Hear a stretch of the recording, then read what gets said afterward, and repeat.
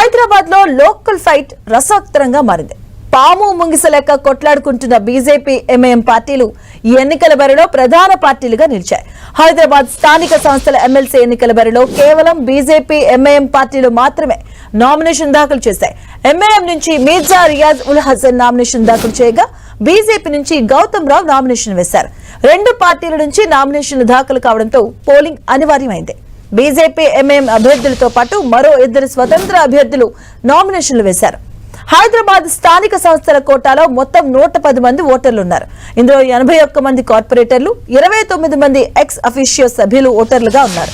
అయితే 3 డివిజన్లకు కార్పొరేటర్లు లేరు.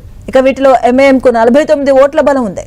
ఇందులో ఒక ఎంపీ, 7 ఎమ్మెల్యేలు, ఒక ఎమ్మెల్సీ, 40 మంది కార్పొరేటర్లు ఉన్నారు. బీజేపీకి 22 ఓట్ల బలం ఉంది. ఇక ఇద్దరు ఎంపీలు, ఒక ఎమ్మెల్సీ, 19 మంది కార్పొరేటర్లు ఉన్నారు. అయితే ఈ ఎన్నికలకు అధికార ప్రధాన ప్రతిపక్ష పార్టీలు దూరంగా ఉన్నాయి. బీఆర్ఎస్ కు 25 ఓటర్ల బలం ఉండగా కాంగ్రెస్ కు 14 ఓటర్లే ఉన్నారు. తగిన సంఖ్యాబలం లేకపోవడంతో ఈ రెండు పార్టీలు పోటీకి దూరంగా ఉన్నాయి. కాంగ్రెస్ మాత్రం ఎంఐఎం కు మద్దతు ప్రకటించింది.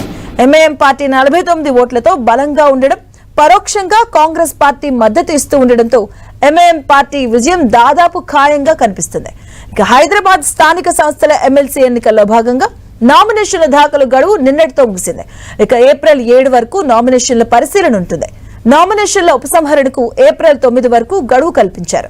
అనంతరం పోటీలో నిలిచిన అభ్యర్థులను ఎన్నికల అధికారులు ప్రకటిస్తారు. ఆ తర్వాత ఏప్రిల్ 23న ఉదయం 8 గంటల నుంచి సాయంత్రం 4 గంటల వరకు పోలింగ్ ప్రక్రియ కొనసాగబోతుంది.